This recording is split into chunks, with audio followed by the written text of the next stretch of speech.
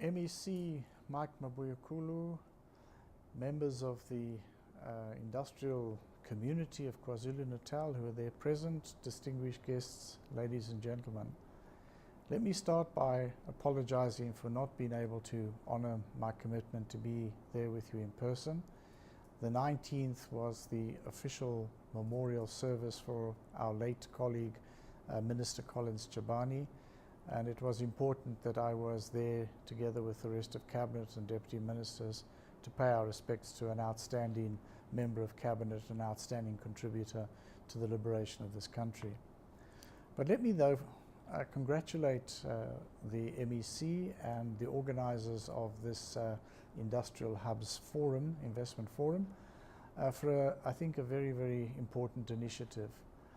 Kwazulu-Natal has emerged as one of the dynamic provinces in terms of attracting industrial investments.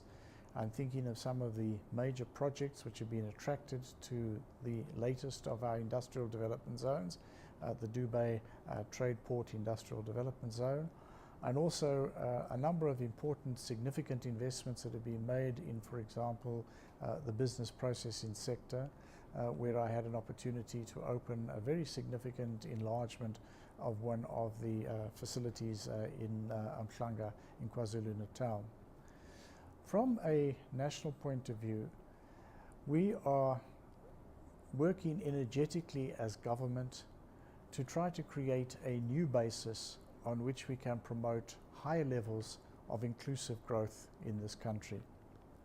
If we look back over the 20-odd years since our democracy, and we take the 84 quarters that takes us back into 1993, only in 16 of those did South Africa grow at a rate of more than 5%.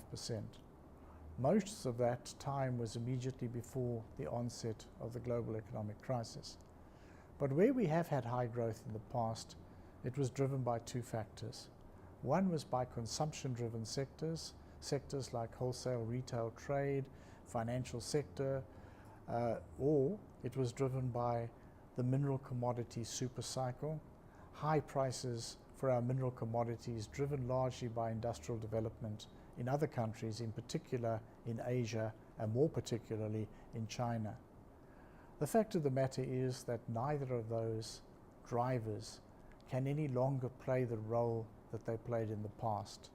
The mineral commodity supercycle has passed its peak, and the way that China is now developing suggests that there's not likely to be any immediate resumption of a very high price for mineral commodities that this country produces. In any case, it's long been recognized that the real value in value chains doesn't lie in the basic commodities which feed into industrial products, but lies in the value-added activity that is associated therewith. Most international trade, and the growing part of international trade, is therefore with intermediate products. And it is for that reason that the 9-point action plan, which was identified by the President of the Republic in the State of the Nation address, focuses on really upscaling our activities in moving our economy up the value chain into higher levels of value addition, while simultaneously addressing some of the binding constraints which are standing in the way of us achieving higher levels of value-added activity in our economy. So, a number of the items that have been identified include things like stressing our agriculture and agro-processing value chain, working to create a relationship in which agro-processing drives agriculture and in which agriculture can drive agro-processing. It talks about us moving to a higher impact industrial policy action plan. It talks about us rolling out broadband infrastructure on a much larger scale than we've done in this country up to date.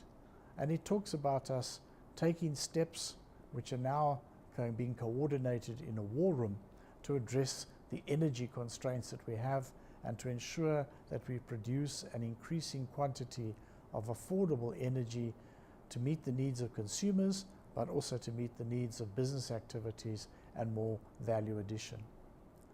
When we look at industrializing our country, which is what it's about, industrializing and reindustrializing our country, I think we are also very well aware that we are part of the African continent and that that is the common quest of the African continent.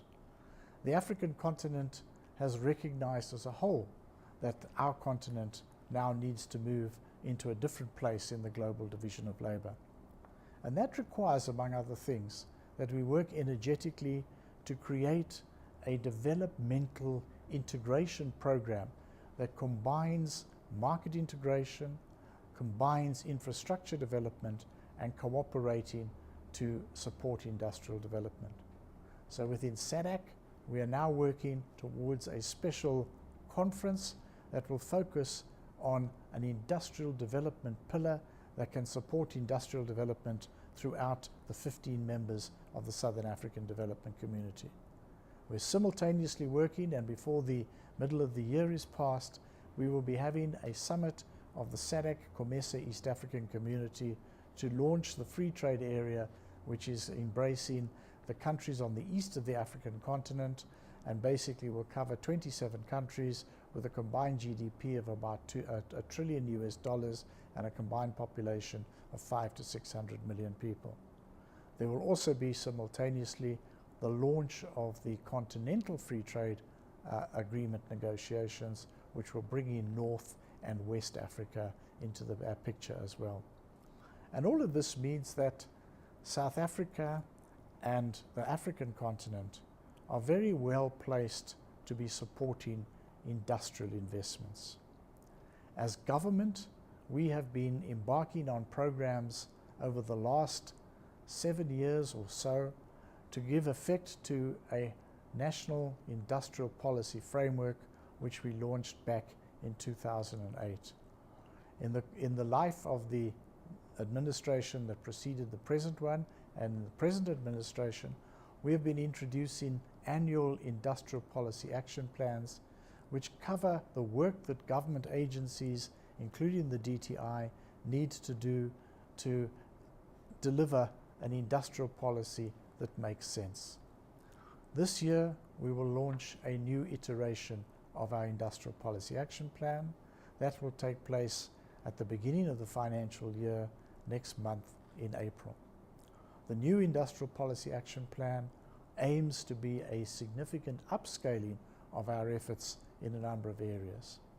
We've identified drivers of industrial development. They include infrastructure-led industrial development. Our country is embarked on a major infrastructure investment program. In the last 5 years, we spent 1 trillion rand on infrastructure, which was more than double the amount that was spent on infrastructure in any other term of a government in the history of this country. We will continue to increase our infrastructure footprint and to ensure that the infrastructure development creates opportunities which we will then capitalize on through some of our measures of local industrial support to produce the inputs into the infrastructure program. We've also identified opportunities to add value to our mineral products. One very exciting initiative which will start to be rolled out this year even is that we will be supporting fuel cell technology using our resource platinum as a catalyst in the generation of electricity in small-scale fuel cell power stations. At the same time, we will continue to work in the established industrial subsectors to create conditions to ensure that industrial development will move further forward. This includes our work in the sectors like the automotive sector, which is strongly represented in Kwazulu-Natal province, in clothing and textiles, in sectors like the film industry, the business process services sector, the chemical industries, metals fabrication industries, and agro-processing. As part of our industrial policy, we will also be rolling out in South Africa special economic zones. The legislation to proclaim special economic zones, which are broader than the existing industrial development zones, has now been signed into law. we have recently Cabinet has approved the appointment of the SEZ Advisory Board, which will be the essential structure to make recommendations for the proclamation of new special economic zones. One of the recently launched special economic zones was the Dubai Trade Port Industrial Development Zone. That is already, as I said earlier, supporting important investments in, for example, the electronics manufacturing industry, which will, we trust, be able to gain momentum as South Africa embarks on the transition from analog to digital signals, which a decision was taken by Cabinet recently. I invite those of you in the Industrial Hubs Forum to look at the incentives which we offer as a DTI. We offer a generous tax incentive for greenfields and approved brownfields investments under what we call the 12I tax incentive. Projects which are involving value-added activities are welcome to apply for that incentive. And we do have an additional bonus which is awarded to investors that are significantly involved in the production of skills, which is an essential component of industrial development in our country. We also have a number of generic programs to support competitiveness raising. They include the Manufacturing Competitiveness Enhancement Program, which, as its name implies, is intended to support manufacturers who invest in raising competitiveness and productivity of the enterprises that they're involved in.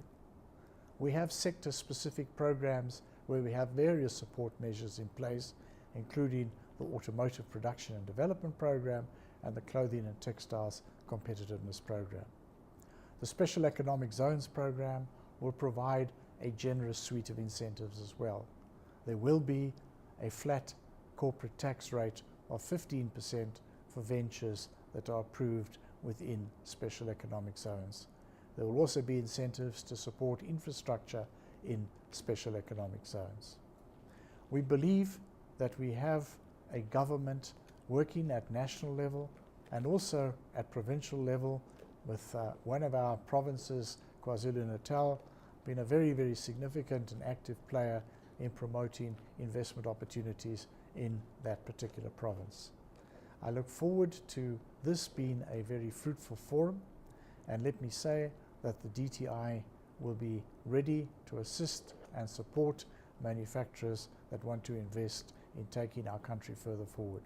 Thank you very much for your attention.